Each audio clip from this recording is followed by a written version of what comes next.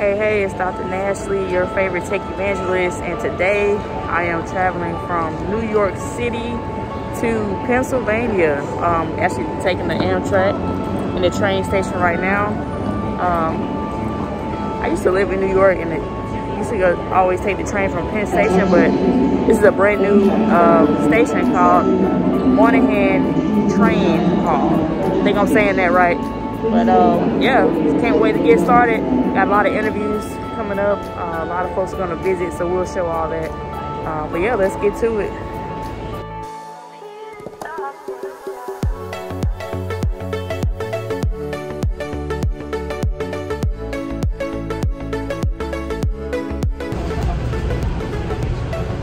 Hey, I love how, first of all, this is the Amtrak.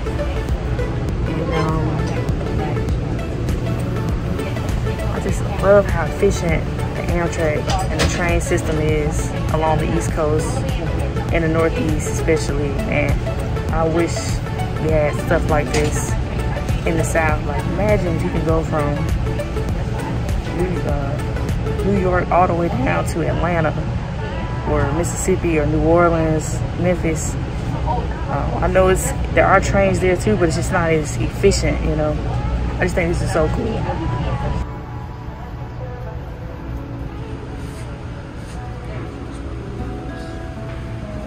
Got Wi-Fi, footrest, lots of space.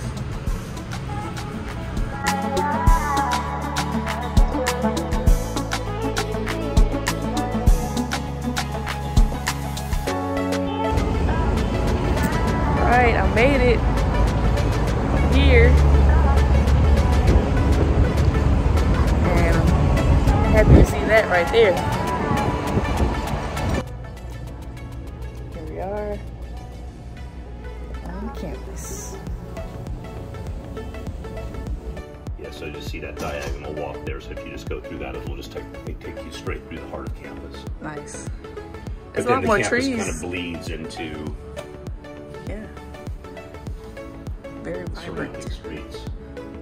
And this actually, so the main computer science building is on the other side of that building with the flag on it.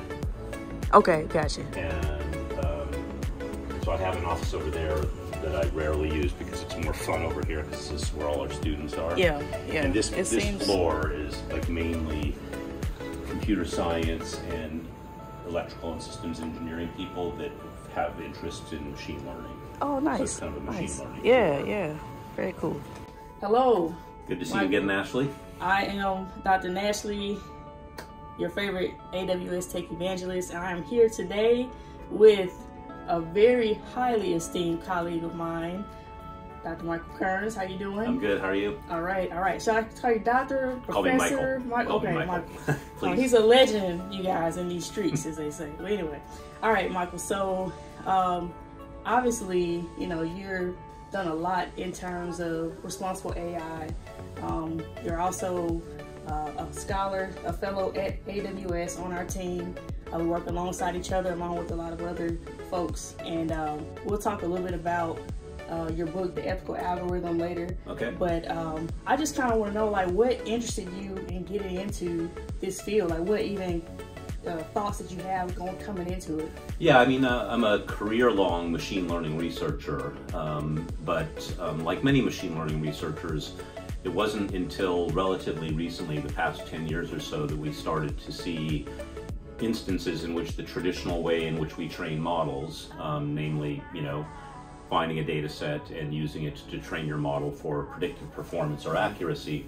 It was only in the last 10 years or so that, you know, we, like the rest of the world, started to learn that if you just train models that way, they may have unintended side effects like demographic bias or privacy leaks and the like.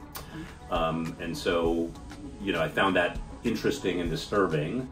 But being a machine learning scientist, my kind of gut reaction was like, well, if there's something about the way we train models that we don't like that results in these unintended side effects, we could think about changing the way we train them. And so Aaron and I started thinking about these types of problems, I'd say maybe around 2016, which was pretty early, but you know, others were doing it already at the same time, and just kind of got into it, found it very technically and scientifically satisfying, and it also feels like we're doing good, in that we're figuring out ways that we can train models that are still accurate, which of course is the primary goal of machine learning, without having these, you know, side effects like demographic bias. Absolutely, the AI for good, as they say now. I think that's awesome. That dates back even to 2016. I know it came to light with the recent things like face recognition, Face ID around 2019. So we're well ahead of the game there. In terms of, I don't know if you have any specific papers that you're interested in sharing about today, or maybe one in particular you can pick, and we could talk a little about the topic, some of the applications of it, and how would you explain it to the everyday layperson? Yeah. Well, so I'll talk about something that's not a paper yet, but we're kind of excited about. So there's a group of us that have been starting to think about just data privacy, algorithmic privacy, privacy of trained ML models, and the like. And so one experimental project that we've been doing lately is showing that, you know, for example, even if you're given only aggregate statistical queries about a private data set, that you can, in many instances, just from those statistical query answers, reverse engineer significant pieces of the original data set. So this is kind of a cautionary tale. You know, many people think that aggregation alone, or, you know, the fact that I'm not answering questions about specific individuals in the data set, but just about statistical things like correlations and the like, they think that that alone might provide some privacy guarantees to the individuals in the data set. And so what these experiments are showing is that that is not true in a, you know, kind of a big way. And I think the practical effect of this is really to act as a cautionary tale and to show that, you know, you don't get for free things like privacy simply because you're only doing aggregate computations. And in very recent work with a number of Amazon colleagues, we're investigating the same question when you're not given just things like correlations about the data set, but you're given a model that has been trained on the data set. And so we're investigating the extent to which one can take like the trained model itself and use it to reverse engineer data that was in the original data set.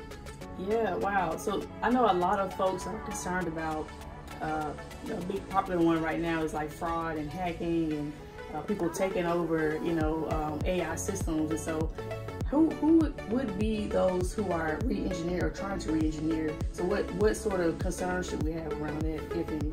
Yeah, I mean, so again, right, I mean, a good question is the extent to which we're seeing kind of attacks like that in the wild, but I think these things are, at least in principle, big concerns, right?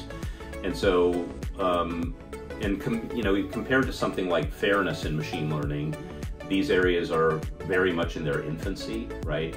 So, you know, we don't know exactly what it should mean for an ML model to be secure or robust yet. I think we have a better idea of what it would mean for it to be privacy preserving. And so it's, you know, kind of people like me and my colleagues both at Amazon and in the academic community that are starting to think about these problems, and we're pretty far, I think, from knowing the answers or even the right questions to be asking. But you know, one way of proceeding is kind of the way I suggested in this recent privacy work, which is to be your own worst enemy, to kind of think about what attacks you might be vulnerable to, testing or auditing the extent to which you are vulnerable to those attacks, and then figuring out what the technical solutions to those attacks are. Yeah. I know data privacy has been a big topic as well, especially several congressional hearings, and so I'm very hopeful that some of this work can help go towards that. Yeah. I mean, regulation is a whole other can of worms, and, you know, obviously I think stronger regulation is coming, but it needs to get sort of more specific in order for it to be actionable. Yeah, awesome. And I think lastly, before we wrap up here, any other takeaways you'd like people to know about privacy and this work that you're doing? I would just generally, encourage people to, on the one hand, be aware of some of the pitfalls and, vulnerabilities of AI and ML, but to also take some assurance from the fact that there's a lot of smart people working hard at trying to fix these problems and find solutions to them and defenses against them. Yeah, awesome. I feel the same way, and I hope you all do as well. There's a lot of work to be done, but we are working on it. Can't wait to see that paper and the research to come out. Thanks so much for tuning in. This is Dr. Nashley. Goodbye, everyone. Thanks, right, Ashley. Great to see you.